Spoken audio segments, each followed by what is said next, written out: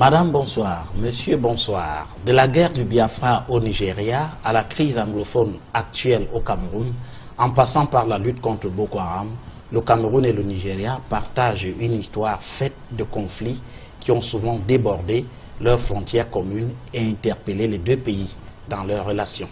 Comment, au fil du temps, Yaoundé et Abuja ont-ils souvent perçu ces problèmes et de quelle manière les ont-ils souvent résolus? De manière explicite, les deux pays ont-ils toujours été en accord parfait sur ces préoccupations? Par ricochet, faut-il croire que le sort des leaders anglophones interpellés récemment au Nigeria est scellé et que par conséquent, ils seront extradés vers le Cameroun? Deux invités éclairent notre lanterne ce soir.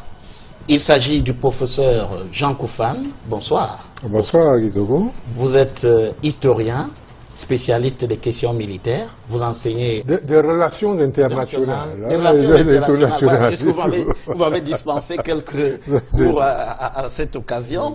Et puis vous êtes également des relations internationales. Oui, et militaires, oui. Absolument. Et vous enseignez à l'université de Yaoundé, un département d'histoire. C'est ça. Voilà.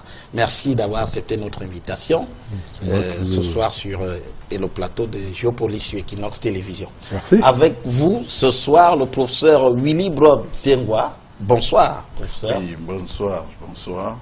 Vous êtes également historien, mais aussi politologue. Vous enseignez à l'université de Yaoundé 1. Oui, je suis enseignant de l'université de Yaoundé 1 et j'enseigne aussi ailleurs. J'enseigne aussi aux États-Unis et en Écosse. J'enseigne sciences politiques. Voilà.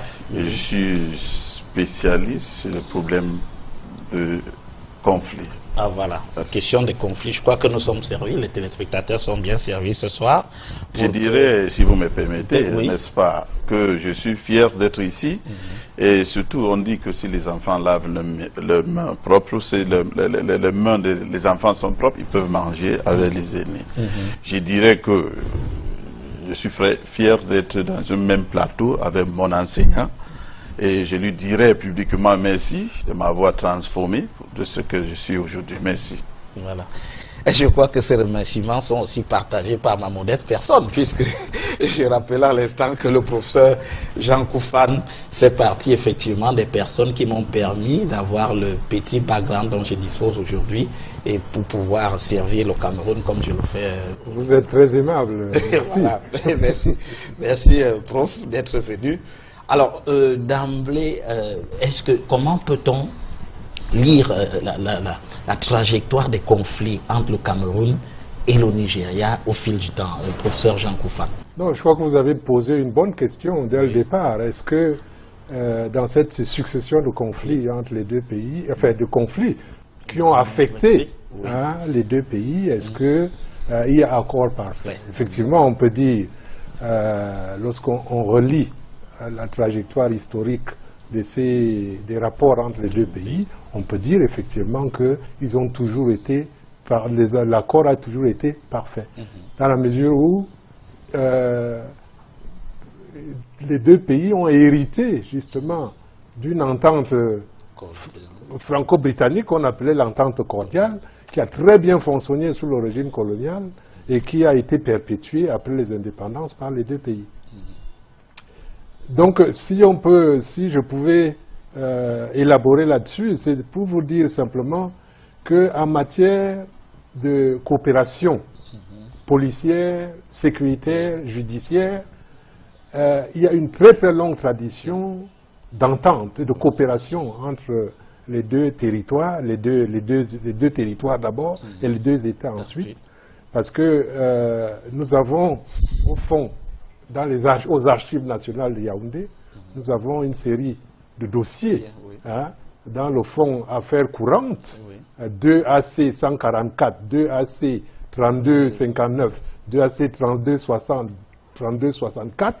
Nous avons tout des dossiers complets sur les demandes d'extradition faites de part et d'autre par les gouvernements des deux pays pour livrer des criminels, des délinquants qui s'étaient réfugiés, qui avaient eu l'heure de se réfugier dans un territoire comme dans l'autre. Et on constate dès cette époque-là qu'effectivement l'entente cordiale franco-britannique fonctionne à merveille. Mais cette entente n'exclut pas tout de même des réticences et des réserves. Oui. Et ça, mais alors cet accord-là, il n'était pas rendu public? Non, l'accord de 1905, c'est un accord très ancien. Oui. 1905 ou 1905 ou 1906, l'entente cordiale franco-britannique. Non, non, c'est elle qui continue d'ailleurs à régir les relations entre la Grande-Bretagne et la France aujourd'hui. Donc ça a eu des conséquences aux colonies. Hein, on était des voisins et on a tout fait pour ne pas avoir de problèmes, pour éviter Fashoda à nouveau. Tout à fait. Hein, donc, il faudrait quand même rappeler ce que c'est que Fashoda, pour ceux qui nous regardent à la maison. Fashoda, alors, Fashoda, évidemment, c'est dans les ambitions coloniales de ces puissances impérialistes, expansionnistes du 19e siècle. Chacun avait projeté son empire sur le territoire africain. Les Anglais voyaient s'étendre du Cap au Caire, alors que les Français se voyaient du Soudan en Éthiopie, à Djibouti. Fashoda, c'est au Soudan. C'est un point de jonction où les deux colonisateurs, les deux armées se sont rencontrés. Et il a fallu avoir une guerre, mais la diplomatie a prévalu. Il y a eu une négociation, ils se sont entendus. Et ça a conduit, c'est l'un des éléments qui a conduit d'ailleurs à la signature de cet accord, de cette entente franco-britannique de 1906. C'est-à-dire préfiguration de ce qu'on va appeler plus tard le précaré.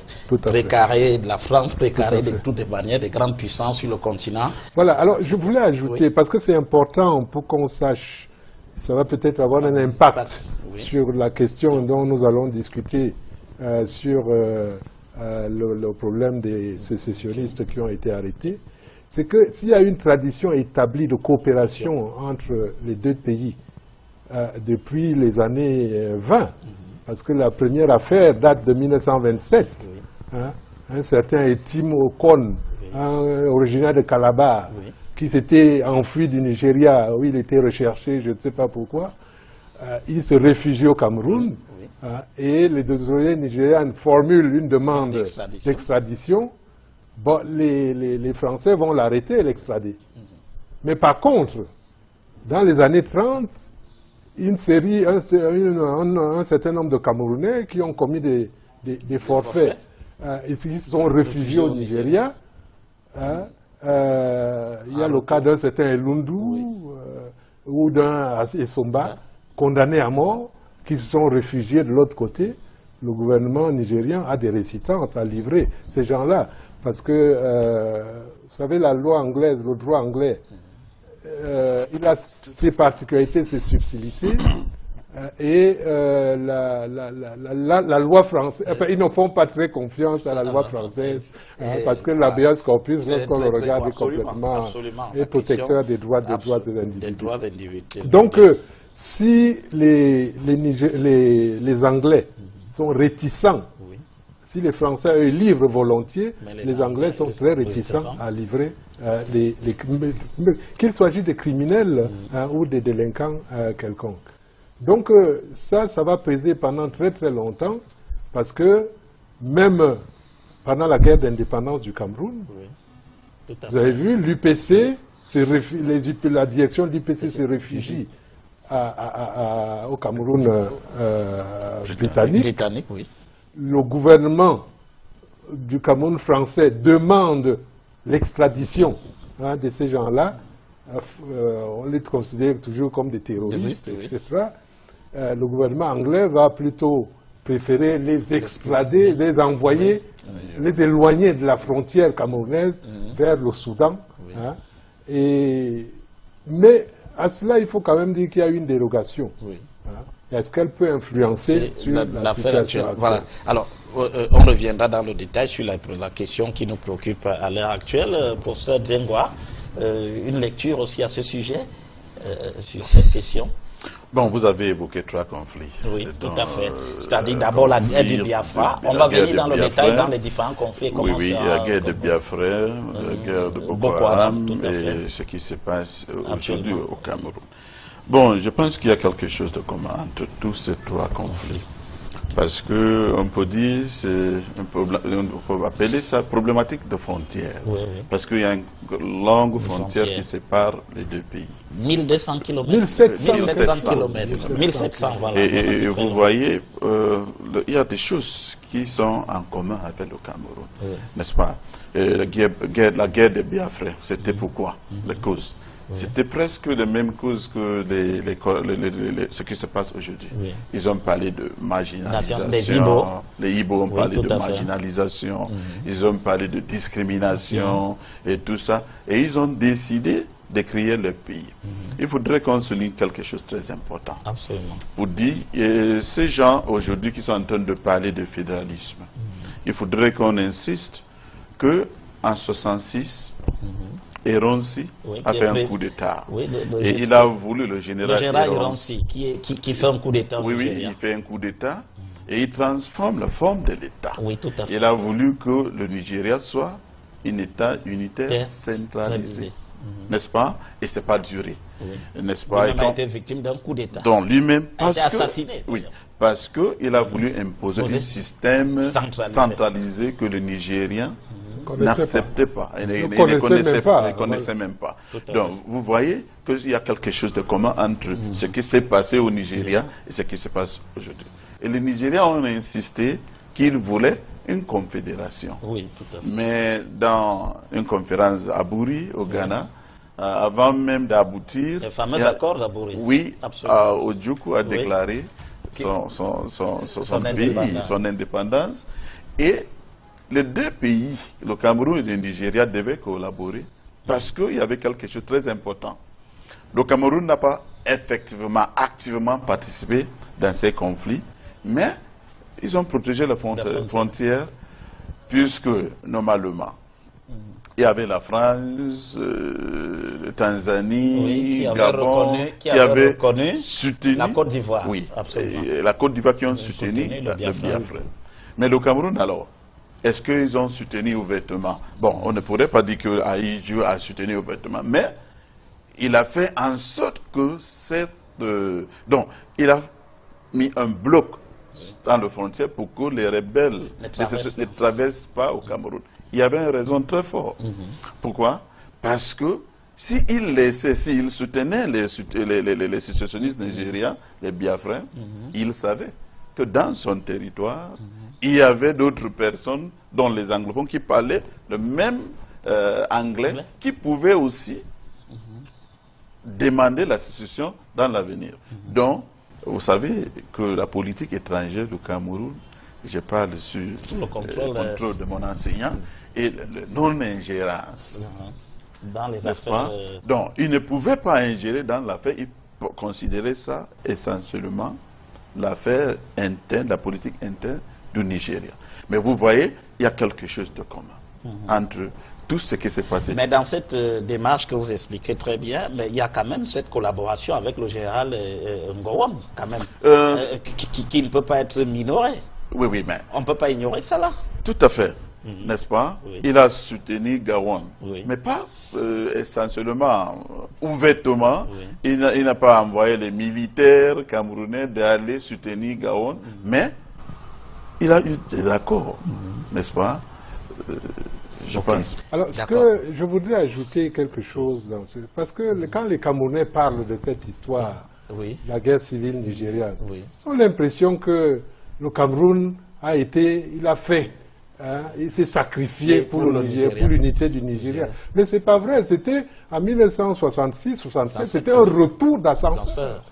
Un retour d'ascenseur. Parce que comme je le disais, dans le cadre de la guerre d'indépendance du Cameroun, l'accord de 1961 entre le gouvernement camerounais et le gouvernement nigérian, qui n'a jamais été rendu public, qui est resté secret, verrouillait la frontière, demandait aux autorités policières nigériennes de verrouiller la frontière pour interdire l'infiltration des combattants de l'armée nationale de libération du Cameroun, qui venaient du Ghana vers le Cameroun.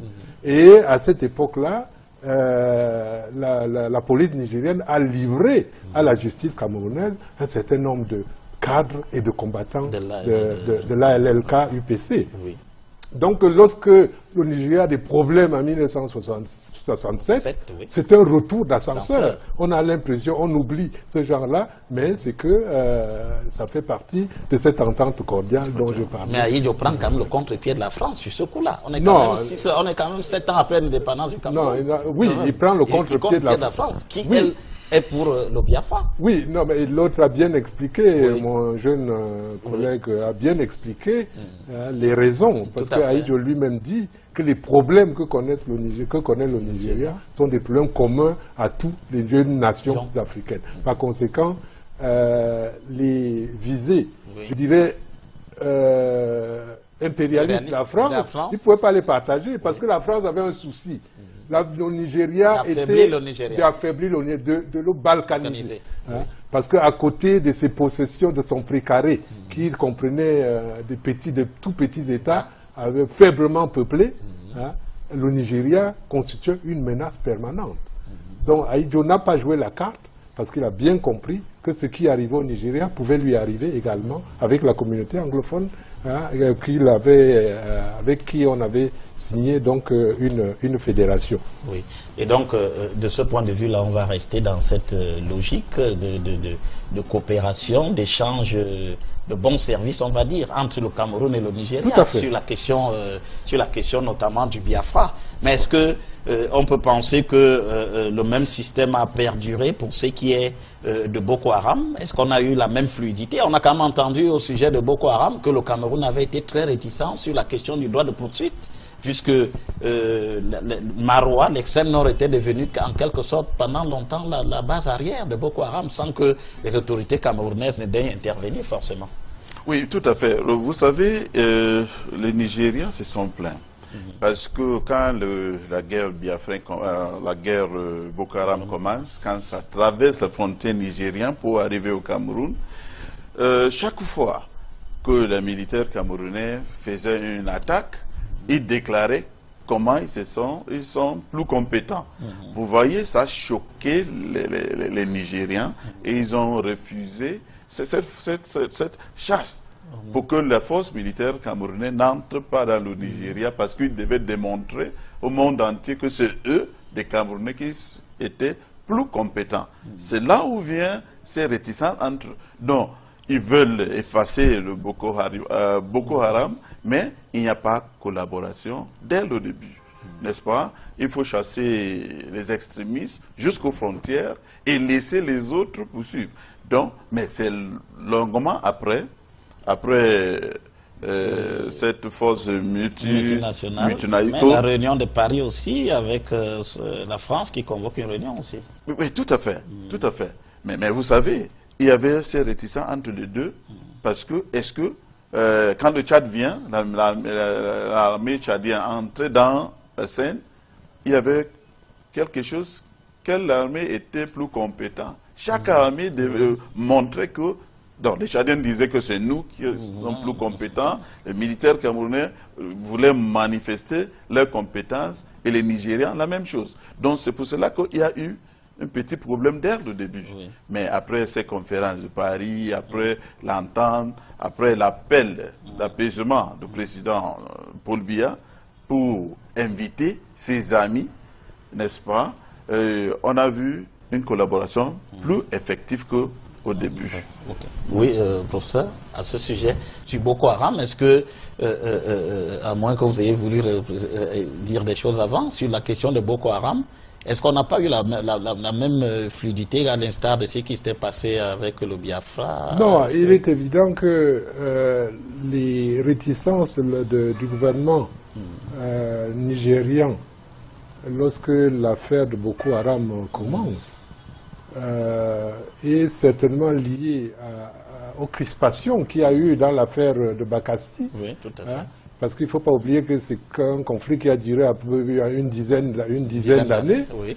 Et on ne balaie pas d'un revers de plume comme ça les crispations qui se sont créées. Donc, il a fallu effectivement une intervention extérieure, une médiation extérieure, celle de la France, effectivement, pour remettre les deux États ensemble. Mais il n'en reste pas moins. Oui. Il n'en reste pas moins que les Boko Haram, dès le départ, le Cameroun voyait d'un très très mauvais œil, justement, des extrémistes armés s'installer à ses frontières. Et dès le départ, on a déployé justement les services spéciaux, les unités spéciales camerounaises pour contrôler cette frontière, pour empêcher justement le débordement de la part du Nigeria. Donc on est toujours dans ce schéma de l'entente cordiale, avec des hauts et des bas, parce que rien n'est jamais tout rose. Voilà. Tout à fait.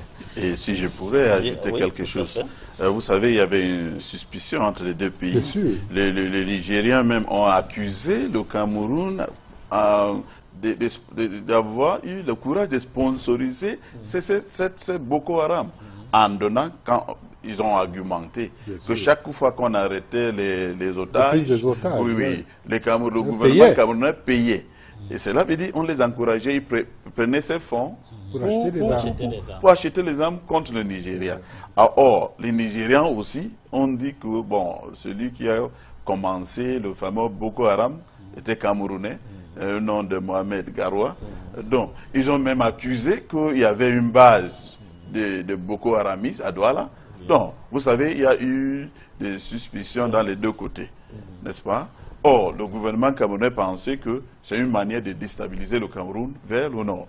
Nous savons tous ce qui se passe. Avec l'affaire, je vais dire, l'ancien secrétaire général, la présidente Marafa, dont on a pensé que c'était une manière de déstabiliser le Cameroun vers le nord, n'est-ce pas? Donc, il y a eu cette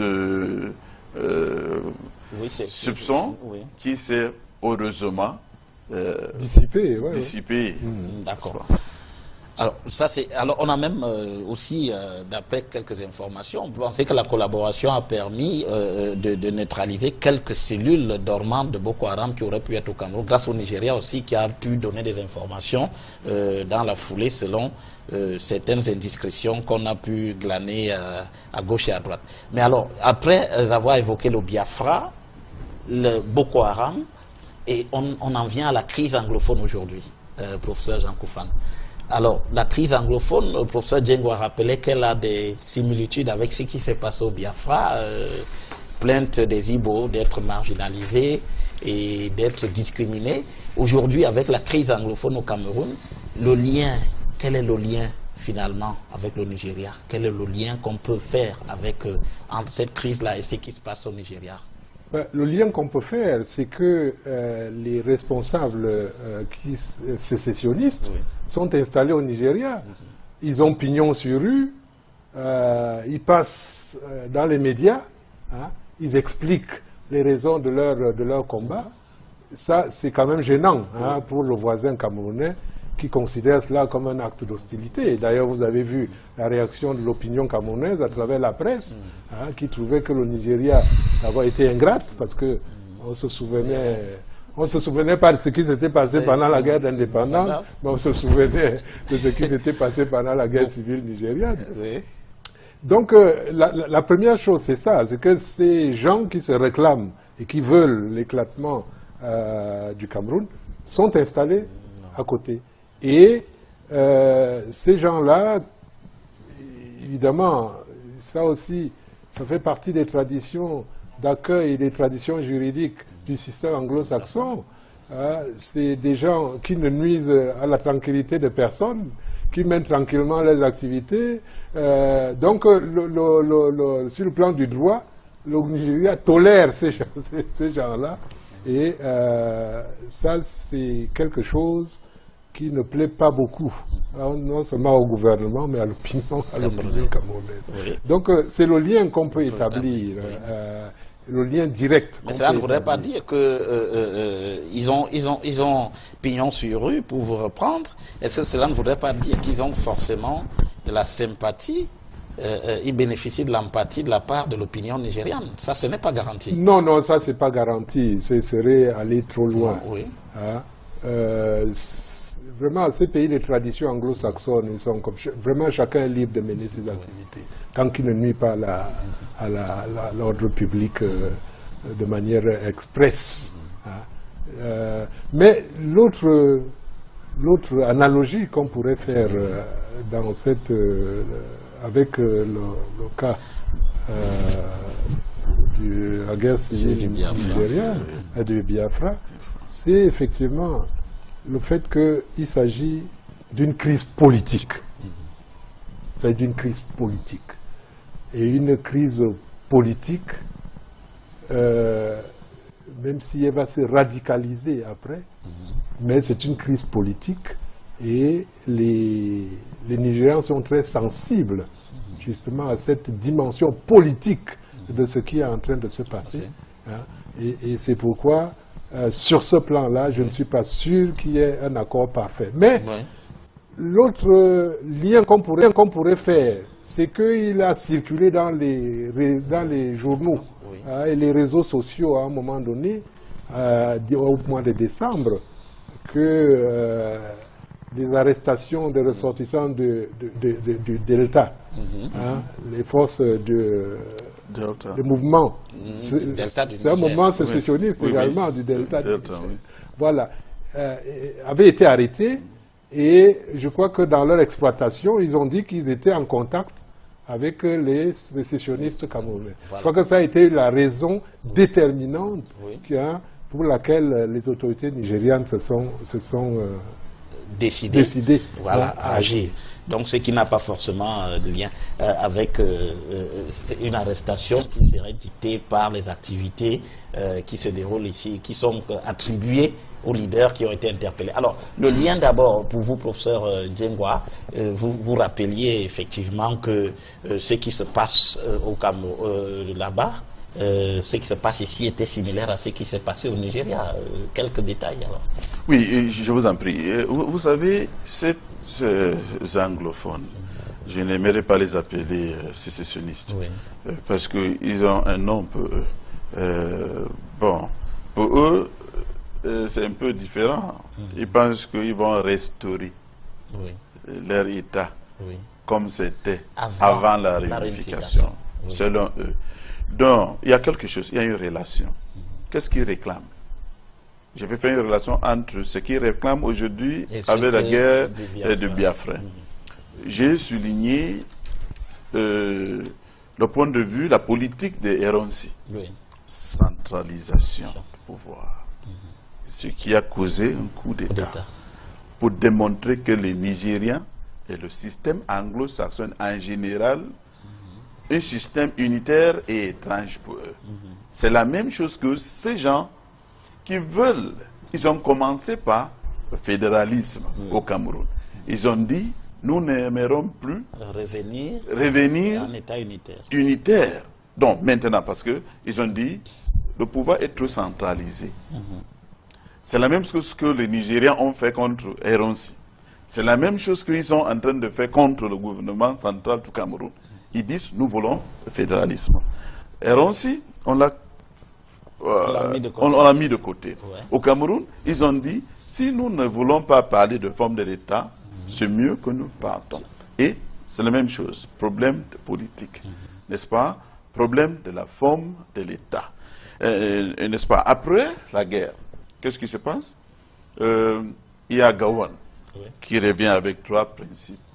Il parle de réconciliation, il parle de réhabilitation et il parle de reconstruction.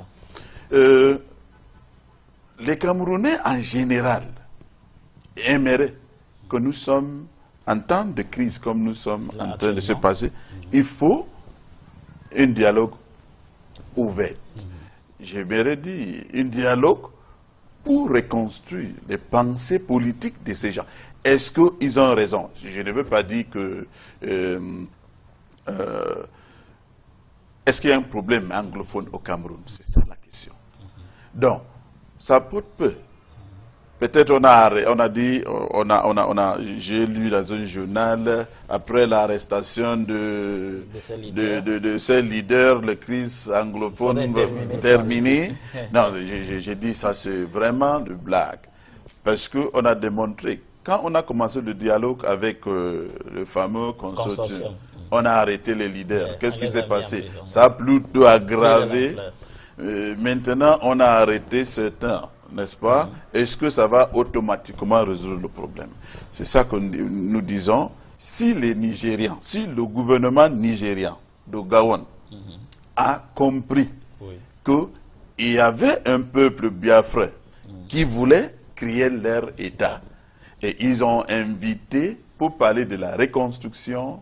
Ils ont quitté même le Nigeria pour aller au Ghana, pour parler de la reconstruction du Nigeria. Et je voudrais d'ailleurs dire, sans vous interrompre, que c'est après cela que le Nigeria a plutôt augmenté le nombre d'États. Oui, tout à fait. Pour aller dans qu'est-ce que je vais dire? J'ai fait une relation pour dire, si Gabon avait décidé qu'on doit reconstruire, on doit réhabiliter, on doit réconcilier, c'est la même chose que nous attendons de dirigeants camerounais pour dire, oui, il y a une crise. Nous ne voulons pas la sécession. Est-ce qu'on peut se réconcilier entre des Camerounais? Est-ce qu'on doit reconstruire le Cameroun? Est-ce qu'on doit insister que la forme de l'État ne doit pas être... J'entends les gens dire que nous devons marcher sur le même pied de père fondateur du Cameroun.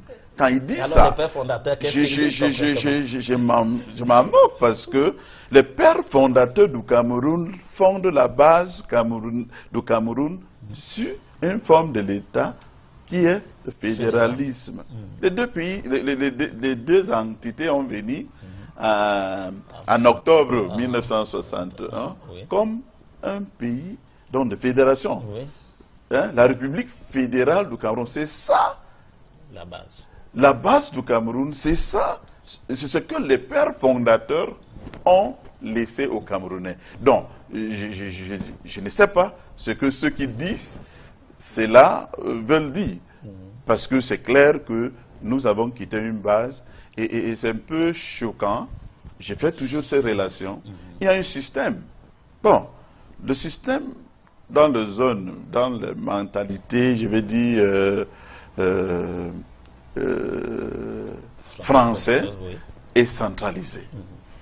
Depuis l'indépendance, même avant l'indépendance, ces deux zones-là ont eu un autre système d'administration, l'indirect rule, n'est-ce pas? Le côté français, c'est le direct rule. Donc, vous voyez que les deux systèmes, on peut s'entendre. On peut vivre ensemble, en paix. Mais il faut accepter, reconnaître et défendre les valeurs des uns et les autres. Je pense que c'est ça où le problème et ces relations. Oui, vous soulignez effectivement la question des pères fondateurs. Professeur Jean Koufane, il y a quand même, lorsqu'on écoute le professeur Djengwa, cette trajectoire qui est faite effectivement d'un côté d'indirect rule et de l'autre du direct rule.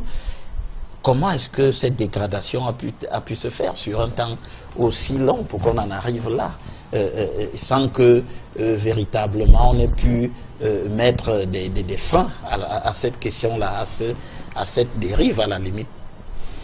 Non, je veux dire que c'est ce qui est arrivé, hein, cette dérive dont vous parlez, elle était prévisible, compte tenu des systèmes culturels et idéologiques, hein, l'héritage culturel et idéologique que nous avons tiré chacun de la colonisation.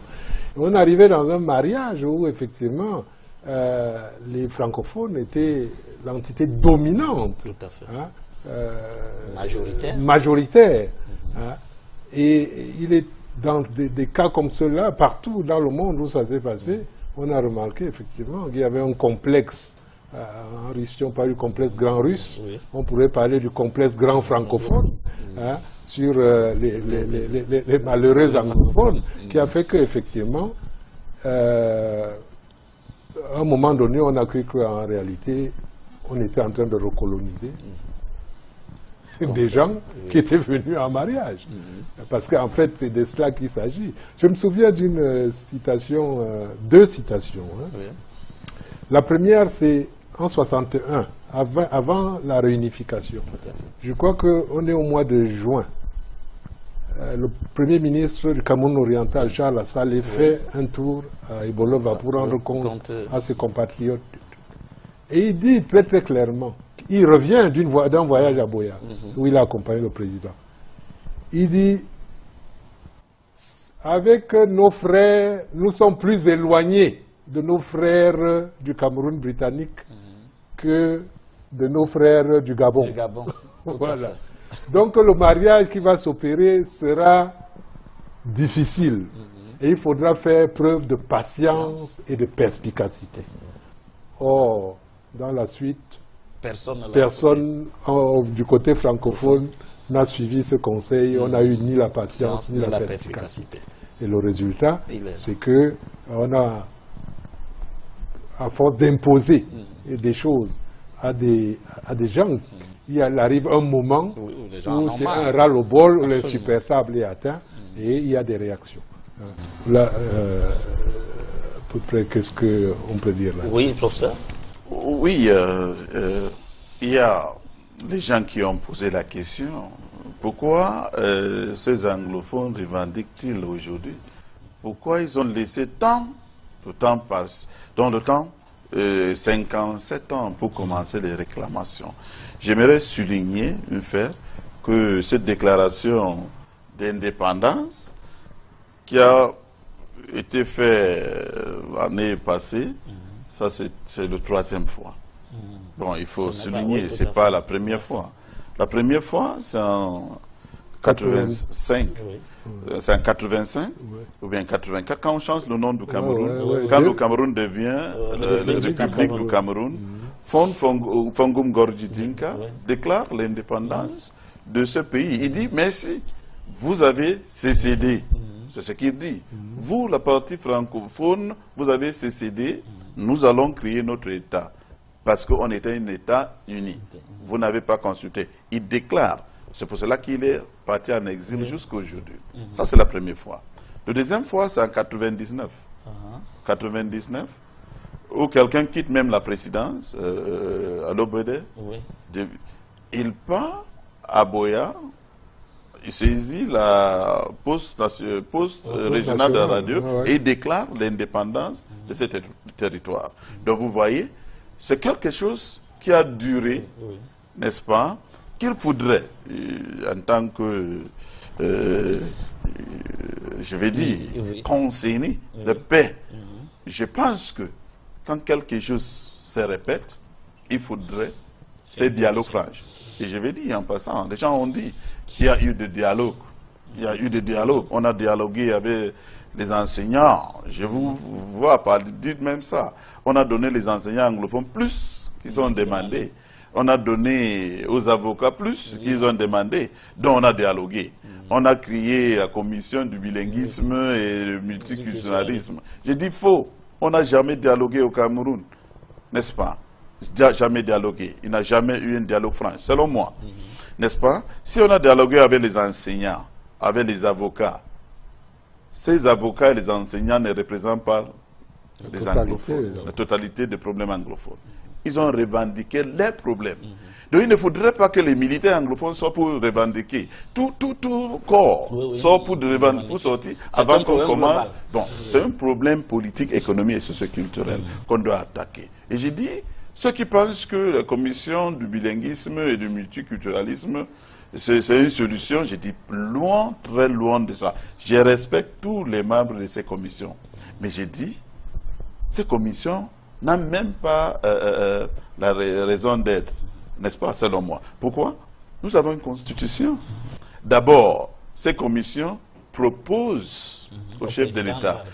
Il a le choix de réagir ou pas, n'est-ce pas? Donc ils n'ont pas le pouvoir de prendre une décision. Or, j'ai dit, ça c'est dupliquer et gaspiller, je prends la responsabilité de gaspiller les ressources de l'État parce que nous avons une constitution. Cette constitution parle de bilinguisme, cette constitution parle de multiculturalisme, n'est-ce pas? Donc la constitution dépasse une commission. Donc il n'y a pas, selon moi, raison d'être, cette commission n'a pas sa raison d'être. Voilà. N'est-ce pas? Alors, donc ça ne résout aucun problème. D'accord. Alors, pour justement il fallait évoquer la question de la crise anglophone, mieux comprendre les différentes explications, puisqu'on en a eu beaucoup quand même depuis le début de cette crise, mais on en entend toujours et cela éclaire toujours l'opinion d'une manière ou d'une autre sur cette question. Alors, actuellement, c'est effectivement le cœur de la problématique de ce débat. Les leaders sont interpellés en ce moment et gardés aux arrêts au Nigeria. Qu'est-ce qui va se passer concrètement? Qu'est-ce qui se passe sur le terrain? On a quand même entendu des gens dire ici qu'ils étaient là, mais selon toute vraisemblance, ils n'ont pas été extradés vers le Cameroun. Est-ce qu'il y a des possibilités? Nous avons commencé par évoquer effectivement ces accords, mais on va encore y revenir. Est-ce qu'il y a des possibilités entre le Cameroun et le Nigeria? À quel niveau on se situe? Qu'est-ce qui est possible qu'il soit fait? Professeur Jean Koufan. On a commencé par évoquer le passé des relations policières, judiciaires et sécuritaires entre les deux pays. C'était effectivement pour se dire que est-ce que ce qui s'est passé avant pourrait se reproduire aujourd'hui. Donc la tendance lourde, c'est que dans la tradition du Nigeria, la tradition britannique nigériane,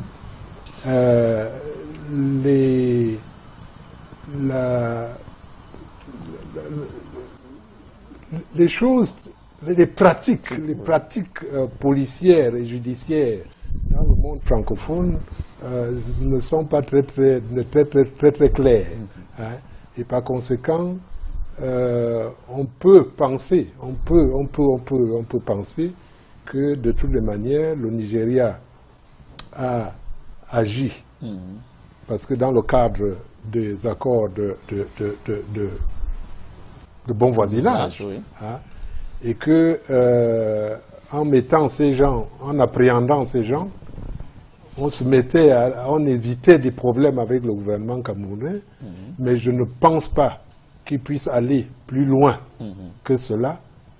À la limite, je pense que, compte tenu de l'antériorité dont j'ai parlé, que ces gens vont être expulsés vers un autre pays et non vers le Cameroun, où ils risquent la peine de mort. Il faut dire que nous sommes encore un pays qui pratique la peine de mort. Et d'ailleurs, vous voyez la communauté internationale aujourd'hui, commission des avocats à gauche, à droite, il y a des manifestations qui sont prévues aux États-Unis dans les jours qui viennent, en Afrique du Sud, partout où il y a des grandes communautés, il y a une diaspora anglophone. Donc, et il ne faut pas oublier également qu'à l'intérieur du Nigeria, le gouvernement camerounais a très mauvaise presse. Il faut lire les journaux nigérians pour voir qu'effectivement le gouvernement nigérien a à faire face à son opinion publique qui est très très hostile justement aux autorités camerounaises. Et pour qu'ils franchissent le pas de leur extradition, il me semble que ça va être c'est pas une partie de... Oui, une partie de plaisir. Alors, professeur Djenwa? Oui, je dirais que clairement, il n'y a aucun accord entre les deux pays pour l'extradition. Il n'y a aucun accord. Donc, ce serait presque impossible. Même s'il y avait cet accord dans le système de common law qui pratique bien le Nigeria, ça doit passer par la justice, n'est-ce pas? Et si ça passe même dans la justice, ça va prendre beaucoup de temps. Ça peut prendre même 10 ans, n'est-ce pas? Parce que les avocats vont venir de partout. Maintenant, il y a plus de 5 ans à 75 avocats étrangers qui se sont constitués, qui se sont déjà au Nigeria. Et je dirais ceci. Ça, c'est des spéculations. Parce que maintenant, nous sommes en train de parler du gouvernement nigérien. Le gouvernement nigérien n'a pas ouvertement parlé si c'est eux qui ont ordonné cette arrestation ou pas. Et il y a des spéculations qu'on a voulu les capturer dans un groupe mafieux avec complicité, qui sont allés les prendre et fuir avec eux pour venir au Cameroun. N'est-ce pas? C'est pour cela que on peut soupçonner que c'est la vérité, parce que on dirait même que le président Buhari était étonné jusqu'à hier. Il a enlevé son chef d'intelligence, n'est-ce pas? Il a remplacé. Ah, le chef de service secret a été remplacé. On l'a remplacé hier. Donc, cela veut dire qu'il y a des informations que lui-même, il est étonné. Donc, ne disons pas, moi je ne suis pas dans cette opinion qui disent que le gouvernement nigérian a arrêté des leaders anglophones au Nigeria. Parce que jusqu'à maintenant, ils n'ont rien dit publiquement. Mais il y a tension dans tout. il y a la presse, comme le professeur a dit, il y a la presse nigérienne qui est sévèrement hostile de manière de faire, de manière de gérer la crise.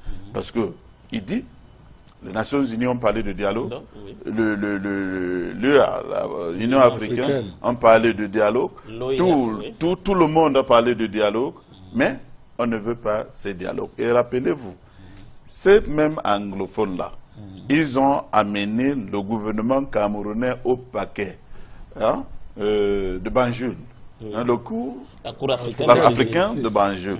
Et ils se sont déclenchés, ils ont dit, oui, nous avons écouté le gouvernement camerounais à tort. Ces anglophones ont le droit, mais aller dialoguer. C'est un problème interne, n'est-ce pas? Bien. Quand ce coup a déjà pris sa décision, quand les Nations Unies disent que dialoguer, le Commonwealth dit dialoguer, tout le monde dit dialoguer, et le chef de l'État dit, il y a eu dialogue. Et ce dialogue va continuer. Et moi je dis, depuis l'indépendance, il n'y a jamais eu le dialogue franc entre des Camerounais. Même pas la conférence de Fumba. Non, c'est 95 minutes. Cette conférence a pris 95 minutes. 95 minutes, n'est-ce pas? Ça a pris 95 minutes. Les 5 jours ont été consacrés parce que quand on importe la Constitution, la délégation anglophone dit non, nous ne sommes pas d'accord avec la Constitution, laissez-nous le temps de parcourir et prendre nos décisions. Donc, le vrai dialogue, je ne veux pas dire dialogue, a pris 95 minutes et ils ont rapporté ça à Yaoundé pour continuer, n'est-ce pas? Et ce qu'ils disent, nous, il faudrait que nous parlons aux auditeurs ou bien aux spectateurs pour qu'ils sachent, n'est-ce pas? Ces gens-là disent, quand on les appelle sécessionnistes, ils s'en moquent. Parce que nous ne sommes pas... Parce qu'il faut faire une relation entre ces conflits et la guerre biafraine. Les Biafrins étaient des sécessionnistes. Parce que c'était un pays qui a eu l'indépendance à une date précise. Toutes ces zones, c'était 3 zones, ils ont eu l'indépendance. Même jour. Donc quand ils voulaient quitter, c'est normal d'aller taxer comme des sécessionnistes. Mais pour le Cameroun, c'est une autre chose. Ces deux entités ont eu l'indépendance dans des dates différentes, n'est-ce pas? Et même après le Fumban, il n'y a pas eu un accord signé entre les deux entités. C'est pour cela qu'eux, ils disent, si nous voulons cet accord maintenant, n'est-ce pas? Puisqu'il n'y a rien qui a été signé, nous voulons que ces mariages soient officialisés maintenant avec une pièce organisation. Dialoguons pour arriver là. Sinon, nous allons restaurer notre État comme ça était avant. Bon, vous voyez, on joue avec le langage, n'est-ce pas? Donc, vous voyez, c'est un peu différent. Les taxés sécessionnistes, ils vont dire, nous ne sommes pas des sécessionnistes, n'est-ce pas? Parce qu'on n'a pas eu l'indépendance le même jour. Professeur Jean Koufan?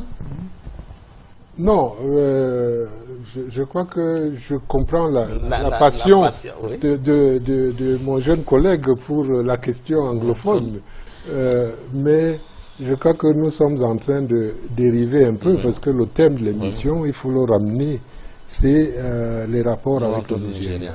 Les rapports avec le Nigeria, et il se pose effectivement un problème aujourd'hui. C'est celui de la... de l'extradition ou non, de ces compatriotes qui sont en froid ou en mal, en rupture de ban avec la République. On a dit, Zengwadi, il n'y a pas d'accord d'extradition.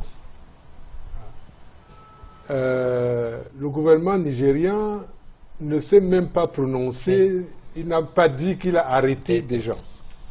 Mais dans les journaux, on a appris que c'est les services spéciaux nigérians qui ont interpellé la dizaine de personnes qui ont été... Donc tout ce que nous faisons là maintenant, c'est nous supputons. Nous supputons parce que le sort de ces compatriotes nous intéresse, nous concerne. Parce que pour ma part, je dis, nous sommes devant une crise politique et je crois que l'opinion publique nigérienne telle qu'elle réagit à travers les journaux, a bien compris qu'il s'agit d'une crise politique qui doit recevoir une solution politique.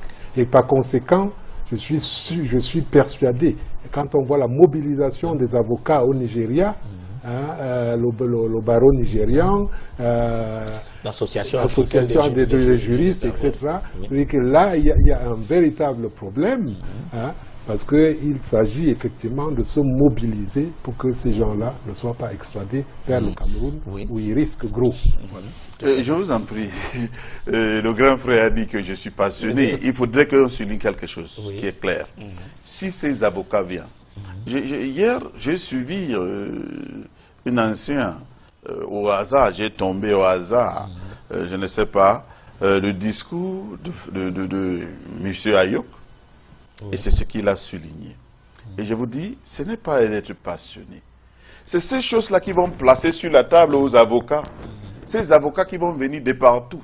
Ils vont dire, démontrez-nous un document qui montre qu'on a un lien entre. N'est-ce pas? C'est pour cela que j'ai dit, au lieu de continuer à insister, il faudrait que le gouvernement camerounais change de stratégie. J'aime bien l'expression de mon professeur. Il les appelle les compatriotes. Ces gens-là sont des Camerounais. N'est-ce pas? Il faut les amener, il faut ce dialogue franc. Sinon, nous allons insister qu'ils sont en train d'aller loin. Ils vont amener le cours international des spécialistes juste pour dire nous sommes où en est. Donc, c'est ça que je suis en train de dire, sans être passionné, c'est les documents qu'ils sont en train de partager. N'est-ce pas? Donc, en réalité. Ils disent en réalité, nous n'avons pas signé un mariage. Il faut qu'on nous prouve qu'il y a ce mariage. On nous prouve ces documents, qu'il y a un mariage entre les deux. N'est-ce pas? C'est pour cela que j'ai dit, il faut changer de stratégie. Il faut les amener pour dire oui, peut-être. On n'a pas signé le mariage. N'est-ce pas? Et je vous dis en passant que j'ai été aux Nations Unies pour fouiller un document pour voir s'il y en a signé. J'ai été en Grande-Bretagne pour fouiller, n'est-ce pas? Je n'ai pas trouvé. Peut-être, ça se trouve quelque part, n'est-ce pas? Mais nous disons, si c'était signé et on ne voit pas, et si les gens sont en train de vouloir partir, et j'ai cité le cas de Gawan, si Gawan a dialogué avec les gens sécessionnistes, n'est-ce pas? Ces anglophones, il faut le dialogue. Le dialogue, j'ai dit, je n'appelle pas le crise anglophone. Moi, j'appelle ça une crise camerounaise. N'est-ce pas? Et cette crise a été créée par l'homme. N'est-ce pas? Et il n'y a aucune crise créée par l'homme que l'homme ne peut pas résoudre si l'homme veut bien résoudre. Donc, si des Camerounais veulent bien résoudre ces conflits, cette crise, ils peuvent le faire en dialoguant. Franche, les arrestations de gauche à droite ne vont rien résoudre. L'option du gouvernement semble pourtant être d'aller sur le chemin, de rester dans le chemin de l'extradition au Cameroun. Est-ce qu'on peut penser que dans le cadre de la coopération policière, on peut actionner quelque chose de ce côté? Est-ce que c'est possible? Ben, c'est l'option, enfin, j'appelle ça le logiciel des autorités camerounaises. Pour hériter cela de la France, d'abord les autorités camerounaises, la raison, elles ne discutent pas. Et j'aime bien dire que nous sommes restés des administrés, comme sous le régime colonial, parce que nous n'avons, l'indépendance du Cameroun, à part la carte d'identité que nous avons eue, je ne suis pas sûr que nous avons gagné autre chose que cela. Parce que nous avons en face de nous des Blancs, des anciens, des colons, qui continuent à nous administrer. Parce que nous sommes des administrés, parce qu'on n'a pas de droit. Et quand on est dans cette configuration-là, où nous sommes vraiment, tout le monde voit qu'il y a une crise politique, ça crève les yeux. Tout le monde appelle au dialogue. Je dis que même dans les villages, moi je suis dans mon village tous les jours, mais pourquoi le gouvernement ne peut pas discuter? Mais c'est parce qu'ils ont acquis la mentalité impériale, justement, du colon. On ne parle pas avec, je ne sais pas moi, les indigènes. On impose aux indigènes, on ne leur parle pas. Effectivement, il a raison. Il n'y a pas eu de dialogue dans ce pays depuis l'indépendance. Donc même dans le cas de figure où on venait à extrader les leaders interpellés au Nigeria, mais il n'y ça aurait ne pas... changera à rien au problème. Zengwa l'a bien montré. Et que cette crise, elle a eu des moments Elle a eu des pics. Elle a eu des pics, Oui. hein, qui se sont atténués, mais c'est quelque chose qui est latent, dormant. Hein. Donc, que ce soit cette façon de résoudre les problèmes n'est pas la façon la meilleure. C'est-à-dire pour stabiliser la situation camerounaise définitivement. Je crois que c'est la voie du dialogue. Et comme notre gouvernement n'a pas la culture du dialogue, c'est pourquoi moi je proposais dans une émission ailleurs qu'on désigne, qu'il choisisse un médiateur qui va peut-être rapprocher les points de vue. Parce que tel que je le connais, moi j'ai fait la socio-genèse, la socio-histoire de l'État camerounais, c'est un État qui ne peut pas se corriger. Au moins, il n'a pas la culture du dialogue. J'appelle ça de l'autisme. Il se parle à lui-même, hein, il s'écoute lui-même. Il choisit ses interlocuteurs exactement comme la colonisation faisait. C'est-à-dire que l'UPC se crée, on dit que non, il ne représente rien du tout. Nous, on va créer des interlocuteurs valables. Donc, on choisit des Africains avec qui on va parler. Hein? Nous, on a hérité de cela et on fait exactement la même chose. Mais cette crise est politique. Je ne comprends pas qu'on ne puisse pas, effectivement, penser aux générations futures pour dire aplanissons ces difficultés de manière à ce que nous puissions avancer. Parce que dans la situation où nous nous trouvons, on constate très très bien que c'est la paralysie totale. Sur le plan économique, on n'avance pas. Sur le plan social, c'est la stagnation totale. Oui. Hein. Sur le plan politique, c'est l'insécurité et l'instabilité tout le temps. Je crois que des gens raisonnables devaient tirer les leçons pour dire c'est une crise politique, trouvons-lui une solution politique. Alors, est-ce que de ce point de vue-là, est-ce que le Nigeria, justement, peut être d'un apport au Cameroun en dehors de cette question, justement, de l'extradition? Qu'est-ce que le Nigeria peut apporter au Cameroun? Ça, c'est spéculation, n'est-ce pas? La seule chose, le professeur a bien dit, pour extradier ces gens-là au Cameroun, ce serait un peu difficile. Surtout, comme j'ai dit, qu'ils respectent un système de droit qui est un peu différent d'un autre.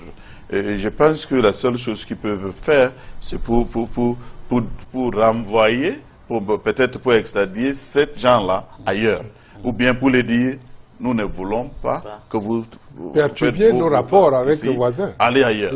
Et je pense que c'est comme ça que ça peut se passer. Si vous permettez, n'est-ce pas, je vais faire une petite comparaison. Ce qui se passe au Cameroun aujourd'hui, c'est exactement ce qui s'est passé en Éthiopie. Entre le gouvernement central et les régions d'Érythrée. Systématiquement. Systématiquement, c'est la même chose. N'est-ce pas? Les Érythréens ont commencé petit à petit l'indépendance d'Érythrée. Et nous disons, je suis fan de ceux qui disent que le Cameroun doit rester indivisible, mais avec de justice sociale. N'est-ce pas? Il faut ce dialogue. C'est maintenant, pas plus tard que maintenant. Parce que c'est en train de changer, on est en train de radicaliser. Si on prend même 100 personnes, on les arrête, on les expédie à Yaoundé ou bien dans ces zones, il y a des leaders qui vont émerger comme des champions, n'est-ce pas? Ça, c'est la première fois que j'ai vu, peut-être, je tiens à vous dire qu'il n'y a même pas un leader, n'est-ce pas? Dans ces crises anglophones. Ça, c'est un groupe de leaders. Il y a des leaders de partout. Maintenant, il y a au moins 20 personnes qui sont émergées, avec leurs groupes différents. Est-ce que vous allez parcourir tout le monde entier pour les arrêter? J'ai dit la seule solution, et j'insiste sur cela, c'est un dialogue franc. Et ce dialogue franc, pour moi, c'est quoi? Pour moi, ce n'est pas ce que les gens disent, un dialogue national inclusif. Bon, ça, pour moi, ce n'est rien dire. Il faut un dialogue national inclusif, ce qu'on peut appeler une grande conférence nationale, mais ce n'est pas pour ces crises. En ce qui concerne la crise anglophone maintenant, il faut que le gouvernement en place dialogue avec des leaders de ces anglophones. Et qui sont les leaders? Moi, je ne connais aucun leader. Il faudrait que les anglophones, que le gouvernement encourage ces anglophones de tenir une réunion entre eux, comme ils ont passé All Anglophone Conference, et eux, ils désignent leur leader, sans condition. Il ne devait pas avoir de préconditions, n'est-ce pas? Pour ces gens-là, ils insistent, je dis pour ces anglophones, ils insistent qu'il faut l'amnistie générale. Il faut libérer tous les prisonniers. Ça, c'est les préconditions. Moi, je ne suis pas là. Le gouvernement dit, on ne peut pas parler avec les sécessionnistes. On ne peut pas parler avec ceux qui brûlent le drapeau de l'État. Ça, c'est les préconditions. Pour moi, ma notion de dialogue, il ne faudrait pas de préconditions. Même la forme de l'État doit être discutée. N'est-ce pas? Laissez les gens qui pensent qu'ils peuvent trouver les États, sécession. N'est-ce pas? Mais il faut avoir un dialogue pour les convaincre, pour les dire, non, n'allez pas, voici ce qu'on peut faire ensemble. Donc, il ne faudrait, dans ce dialogue, on peut libérer ceux qui sont emprisonnés. On peut garantir cette amnistie générale et ces leaders qui se trouvent partout dans le monde peuvent revenir au Cameroun en paix. N'est-ce pas? C'est ça ma notion de dialogue, sans condition de deux côtés. Les anglophones ne doivent pas imposer les conditions. Le gouvernement ne doit pas aussi imposer ces conditions. Des Camerounais doivent venir ensemble, un round table, n'est-ce pas? Ce que le Premier ministre a fait, selon moi, ce que les délégations ont rentré dans ces deux zones, selon moi, ce n'est pas de dialogue. C'est ce qu'on appelle en anglais fact-finding. N'est-ce pas? Ils ont allé chercher les informations pour venir donner ça. Oui. Ce n'est pas un dialogue. Parce qu'ils se sont allés sur le terrain avec les militaires derrière eux, n'est-ce pas? Ils sont en train de dialoguer. Ils sont dans un plateau en haut et il y a des autres en bas. Ce n'est pas de dialogue. Le dialogue, c'est round table. Tout le monde est égal. On parle du Cameroun. Donc les Camerounais doivent parler du Cameroun. Et si vous me permettez, je sais qu'il y a... J'interpelle peut-être surtout les journalistes d'échanger, les Camerounais d'échanger les langages. Parce qu'il y a, à une période de crise comme celle-ci, il faudrait un langage d'apaisement. Il ne faudrait pas que chaque fois on les taxe de sécessionnistes, à Mbazozo, à tout. C'est les journalistes même, surtout, je vous dis, surtout dans l'organe officiel. N'est-ce pas? Si RTV, il faut voir ce que les journalistes disent. Il y a certains de vos confrères qui disent de n'importe quoi. Il faut interpeller ces gens. Parce que si on était dans un pays de droit, ceux qui promouvoient ces crises, c'est ceux qui disent de n'importe quoi. N'est-ce pas? Il faut les contrôler. John appelle les Camerounais de changer la mentalité, changer la manière de parler. Il faut adopter un langage. Tout le monde doit être un vecteur de la paix. Sémons le grain de paix partout et regardons les uns et les autres comme des Camerounais. J'ai dit et j'insiste toujours qu'il n'y a pas de Camerounais photocopiés et des Camerounais authentiques. Nous sommes des Camerounais et tous les Camerounais doivent se sentir à l'aise partout au Cameroun. N'est-ce pas? Donc ces dialogues doivent prendre... ce serait choquant si je vous dis que même entre les anglophones, parce qu'il y a des gens qui pensent que les anglophones sont un bloc, des gens qui sont pour. Entre eux, il y a des gens qui sont plus extrémistes contre ces anglophones qui parlent de la sécession. Donc, au Cameroun, maintenant, il y a des groupuscules extrémistes partout. Dans le gouvernement, il y a des extrémistes qui ne veulent même pas écouter. Parmi les anglophones, entre eux, il y a des extrémistes. Donc, il faut laisser ces positions extrémistes, n'est-ce pas? Et trouvons un point commun. Et je pense qu'il y a une seule personne qui peut faciliter ça. C'est le chef de l'État. Parce que si le chef de l'État frappe sa main, venons ensemble, discutons. Si le chef de l'État disait que ce langage de haine qui se propulse partout, il faut que ça s'arrête. ça doit s'arrêter. Mais il n'est pas prêt à aller écouter des conseils. Par exemple, le Nigeria est quand même, vous rappelez le parcours, l'action, on va dire, assez singulière du général Ngowon, qui avait fait une guerre, mais après qui a fait la réconciliation. Mais est-ce que l'exemple nigérian pourrait pourtant nous servir? C'est pour ça que je voulais dire que le Nigeria, à plusieurs titres, nous parle. Il nous parle au-delà de cette arrestation et des péripéties juridiques qui vont suivre. En réalité, le Nigeria nous parle parce qu'il a connu une situation similaire et il a résolu cela par ce que nous disons le dialogue, la réconciliation, la reconstruction. Il n'y a pas d'autre remède que le dialogue. Et en cela, le Nigeria a réussi, après une guerre civile extrêmement meurtrière, à rétablir justement le lien entre les citoyens du Nigeria. Et donc, ce n'est pas un exemple un chemin qu'on est en train de prendre, professeur Djengwa. Est-ce que finalement, le Nigeria ne va pas être pour nous simplement, on va demander un service au Nigeria qui ne va pas le rendre et puis nous allons continuer notre chemin sans rien faire d'autre, en continuant à prioriser la question de la répression, finalement. Non, vous savez, nous traitons en question de relations internationales. Tout à fait. Et en relations internationales, il n'y a pas des amis permanents. Ce sont des intérêts. Parce que si les deux pays trouvent que ces crises n'ont rien à foutre avec les relations, ils vont résoudre ça ainsi. Mais je pense que ça va servir. Je vais vous dire une petite anecdote. Dès qu'on a arrêté M. Ayok et ses amis, qu'est-ce qui s'est passé? Les gens ont commencé à interpeller les Nigérians de quitter la zone anglophone. Oui, ils ont commencé. Et ils ont même commencé à lancer les appels comme brûle, quitte. Ils n'ont même pas dit de quitter les deux zones. Ils ont dit quitter tout le Cameroun. N'est-ce pas? Et quand ils ont constaté que ce n'est pas le gouvernement qui a ordonné ces arrêts, ils ont dit non, calmez-vous. Donc vous voyez, c'est une crise un peu très compliquée.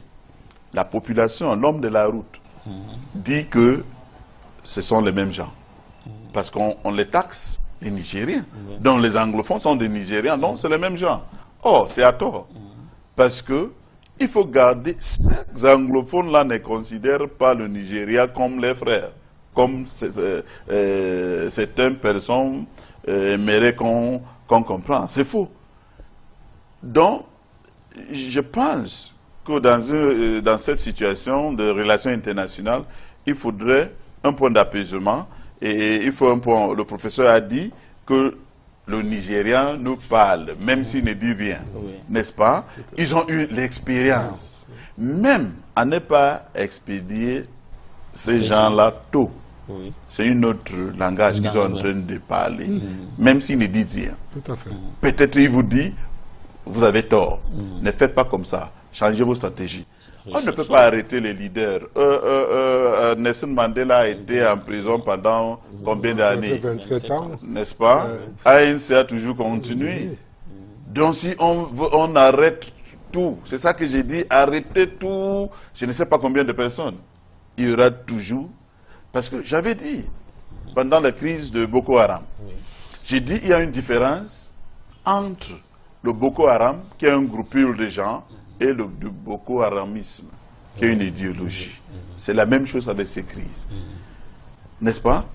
Il y a certains gens, ces anglophones, qui sont en train de revendiquer fort. Nous ne sommes pas avec ceux qui disent, parce qu'il n'y a personne qui a le droit de tuer l'autre. Le militaire n'a pas le droit de tuer les civils. Les civils n'ont pas le droit de tuer les militaires. Il n'y a personne. Mais on dit, dans cette crise-là, c'est une guerre idéologique. C'est ancré dans la vie. C'est ancré dans le vin. Je vais dire, même si un ministre, un anglophone vient en public, il dit que non, les anglophones exagèrent. Quand il part derrière, il va dire que non, le problème existe. Il faut qu'on soit très sûr. C'est ça. Le problème est entré dans le vin de tous les anglophones. Donc, envoyer tous les militaires du monde, de ce côté, bombarder tout le monde. Un seul enfant qui va grandir, ça va rester dans son cerveau. Maintenant, il faut l'éducation, plutôt. Et éducation, éducation, éducation. Il faut éduquer les Camerounais de penser que nous sommes des Camerounais. Parce que je pars chez moi, dans mon village, je suis étonné dans la première fois de ma vie. Je trouve des sacs de sable à côté du bordure de la route avec les fusils dedans. Je suis au Cameroun, n'est-ce pas? Le Cameroun n'est pas en guerre. Il y a des enfants qui sont en train de voir tout ça. Vous pensez qu'ils vont grandir avec quel esprit? Pendant 56 ans, nous n'avons pas vécu ça. Mais maintenant, ils sont en train de vivre ça. Et j'ai dit à une autre chaîne de vos confrères que le plus compliqué des anglophones aujourd'hui, ce n'est pas Ayok, ce n'est pas les ministres, ce n'est pas ceux qui revendiquent. C'est ces enfants qui n'ont pas eu l'opportunité d'aller à l'école. N'est-ce pas? Ceux-là seront plus dangereux pour le Cameroun. C'est pour cela que j'ai dit, il faut trouver, le gouvernement doit trouver le moyen pour faire ce que j'appelle la gestion des crises dans une période post-conflit. Il faut commencer à les former, à les éduquer dans l'esprit de citoyenneté effective. Sinon, nous tous, nous allons rendre compte. Pourquoi on n'a pas allé à l'école? Pourquoi? Ces crises vont continuer de transformer et comme ça. Ils peuvent devenir des rebelles clairs. Oui. Non, il faut éviter ça. Et encore, j'ai dit, il faut reconstruire le Cameroun. Il faut se réconcilier, il faut ces réconciliations. Il faut avoir un temps d'apaisement. Et je vais dire que le président a commencé, parce que si je fais une comparaison, permettez-moi de faire une comparaison, dans les trois derniers discours, le président, l'année 2016, il était un peu dur, en taxant ces gens-là, tous les mots, et quand il revient de Côte d'Ivoire, il était un peu très dur, mais en fin d'année, je peux dire, il a adopté un ton d'apaisement, n'est-ce pas? Il n'a pas été dur, il a même dit que s'il y avait des... Il y a des choses qui vont se poursuivre. Non, il dit, il ne faudrait pas qu'il y ait des serres, n'est-ce pas? Donc, et il la reconnaît. Je vais dire, je n'ai jamais entendu le président parler de anglophone et francophone. J'ai mes frères, mes amis, mes collègues qui disent qu'il n'y a pas des anglophones et des francophones au Cameroun. Mais le président dit, même si on est anglophone ou francophone, nous pouvons vivre ensemble et je partage ce point de vue. N'est-ce pas? Mais il faut de justice sociale. Il faut du dialogue. Je pense que le mot dialogue, on a utilisé ça, je ne sais pas combien de fois qu'on a utilisé. Si ces mots devaient finir. Oui. Moi, je voudrais quand même vous interroger sur une question que nous avons évoquée ici, mais peut-être qu'on ne l'a pas assez questionné. On a quand même souligné, c'est le professeur Jean Koufane qui l'a souligné, l'arrestation des leaders anglophones s'est faite à la suite de l'exploitation d'un certain nombre de militants du delta du Niger. Mais alors, est-ce que si on n'envoie pas un signal fort, on a interpellé des gens, si on n'envoie pas un signal fort, est-ce qu'il ne faut pas craindre qu'il se tisse un véritable axe delta du Niger, partie anglophone du Cameroun, qui va finalement être inarrêtable? Précisément, c'est ce qu'il faut craindre, c'est ce qu'il faut redouter. Et Zengou a bien raison de dire, justement, il faut éviter ce pourrissement et ce glissement qui pourrait être fatal en venant au dialogue. Parce que quand on laisse la place aux extrémistes, mais forcément, les extrémistes, entre eux, il se trouve des causes communes, et c'est tout à fait normal que ces gens qui ont un combat ici contre le gouvernement camerounais puissent trouver des alliés. C'est l'adage, vous connaissez, l'ennemi de mon ennemi et mon ami. Des camps d'entraînement effectués et des effectivement, qui ont été... Non, effectivement, c'est ce qu'il faudrait éviter. Il faudrait éviter. Et ça fait plus d'1 an qu'on dit qu'il faut éviter cette dérive-là, mais malheureusement, nous prêchons dans le désert. Et je dirais, en ajoutant que n'oublions pas que dans chaque conflit, il y a des mains cachées. Oui. Et ça, les Camerounais doivent trouver ça très important. Parce que s'ils pensent qu'il y a des sécessionnistes de l'autre côté, on doit prendre nos militaires d'aller bombarder, d'aller arrêter, d'aller tuer. Ils ne savent pas les mains cachées. Oui. Et quand je dis les mains cachées, j'ai parlé de relations internationales où c'est l'intérêt permanent qui compte. Oui. N'est-ce pas? Si on a trouvé des ressources dans ces zones-là, on ne sait pas. On a parlé notamment de cet accord. On ne sait pas celui qui peut regarder l'avantage de ces ressources. Il dit je vais financer même des rébellions. N'est-ce pas? Donc il faut éviter ça. Parce que chaque fois, quand vous vous querellez avec votre femme, chaque jour, vous ouvrez la porte pour que vos voisins entrent chez vous. Si vous le faites à haute voix. Surtout quand vous le faites à haute voix, comme ça se passe aujourd'hui. Peut-être les voisins vous disent, il faut calmer, calmez-vous, parlez doucement entre vous. Chaque jour, ça va attirer tout le quartier, n'est-ce pas? Et chacun va venir avec son point de vue. C'est exactement cela qu'il faut éviter, surtout ces mains cachées. On ne sait pas, on ne saura pas. Ceux qui sont en train de maintenant penser que peut-être ils peuvent plutôt prendre cette crise comme un avantage d'exploiter certaines ressources. Il faut financer une crise totale qui peut transformer le Cameroun en un pays ingouvernable. Oui. Est-ce qu'on a vidé le différend de Bakassi définitivement avec le Nigeria? C'est clair, il est vidé. Non, les accords de Green Tree sont acceptés. Le Nigeria ne peut pas penser que c'est finalement une opportunité, la crise anglophone? Non, pas du tout. Non, je crois pas. Je crois que le Nigeria s'est fait une raison. Oui. Il s'est fait une raison. Et de ce point de vue, parce que personne dans la communauté internationale n'a soutenu ces appétits territoriaux. Parce que dès qu'on entre là-dedans, évidemment, ça devient la boîte de Pandore. On ne sait pas jusqu'où ça va aller. Donc, de ce point de vue, je crois que le contentieux est réglé.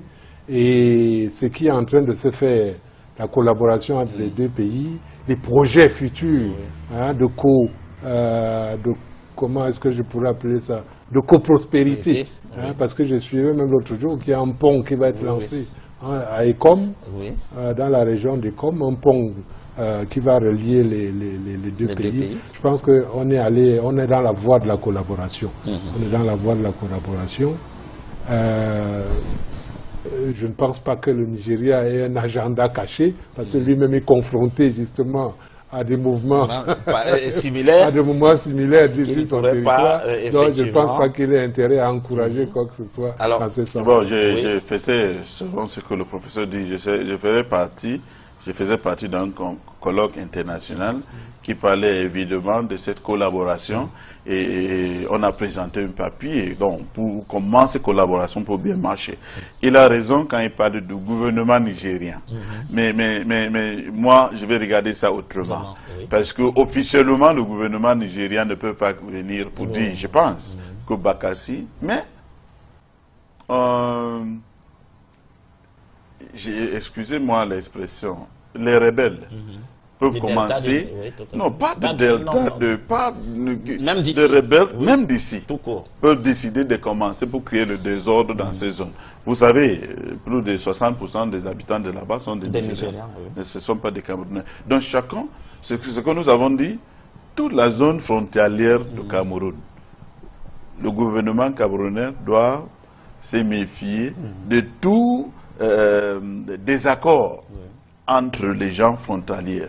Et c'est ce qui s'est passé. Vous savez que ce qui s'est passé à Akwaya, si les militaires doivent attaquer ou bien contrôler la population d'Akwaya, ils doivent passer par le Nigeria avant de revenir au Cameroun. Donc il faut être un peu très attention parce qu'il y a des gens de cette delta, il y a des autres, il y a des gens même de Biafra. Vous savez, vous savez qu'il y a les zones du nord du Nigeria qui ont décidé qu'ils vont se sécéder aussi, n'est-ce pas? Il y a des gens de Biafra qui insistent toujours qu'ils aimeraient avoir leur indépendance. Donc chacun peut chercher son gain. Ces Biafrais maintenant peut dire, bon, même si le gouvernement central, nous savons tous que les gouverneurs ont des pouvoirs. Oui. Ces gouverneurs peuvent décider avec les Biafras pour dire, je ne dis pas le gouverneur, n'est-ce pas, pour indexer le gouverneur. Je vais dire, ces Biafrais dans ces zones peuvent dire, prenons l'avantage de crise anglophone, n'est-ce pas, et créons aussi le désordre au Nigeria pour qu'on puisse créer un État.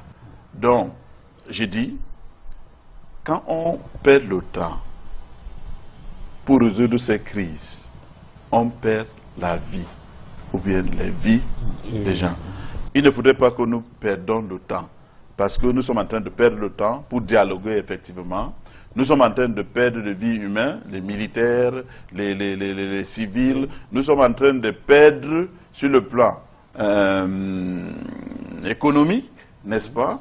Parce que les impôts dans ces zones-là, les douaniers, il n'y a pas l'argent qui entre dans ce côté. Donc, il faut arrêter de penser que le temps va résoudre le problème. Vous savez, dans les relations internationales, les pays pensent toujours que avec le temps, tout problème serait résoudre.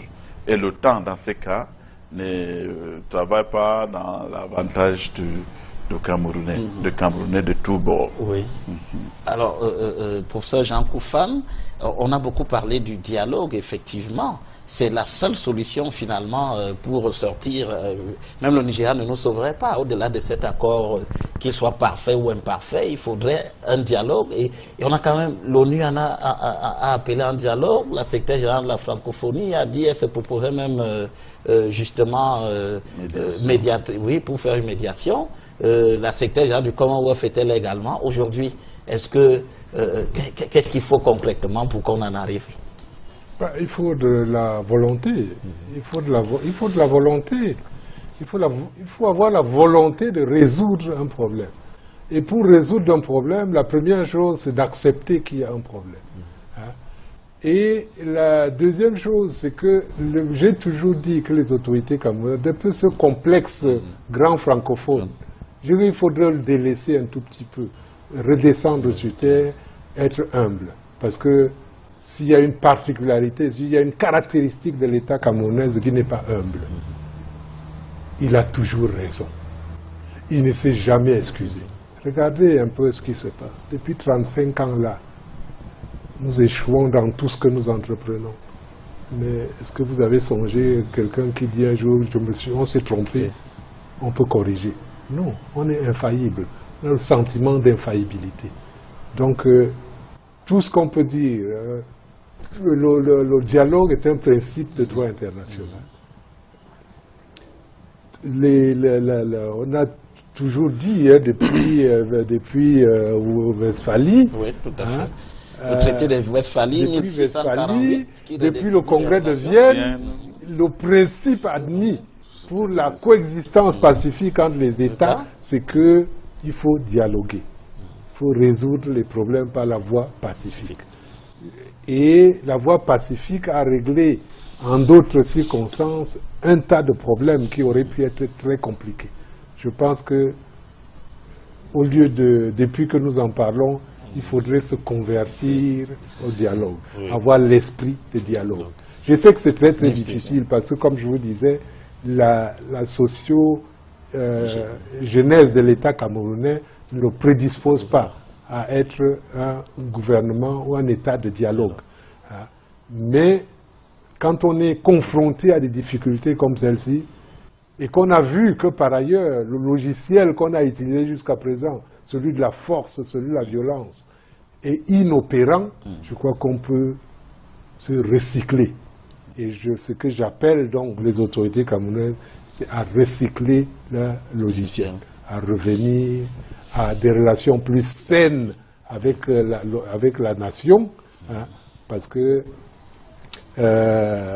comme je crois que Zengwa le disait tout à l'heure, ce qui manque le plus dans ce pays, c'est la justice. D'accord. Alors, au-delà du Nigeria, un dernier mot, au-delà du Nigeria, le Nigeria va... il y a certes cette relation avec le Cameroun, sur ces différentes crises à travers l'histoire, mais aujourd'hui, au-delà de ce Nigeria, le Cameroun se reconstruit comment? Non, je ne pense pas que le Cameroun peut se reconstruire sans le Nigeria. Le fait que nous avons une frontière très...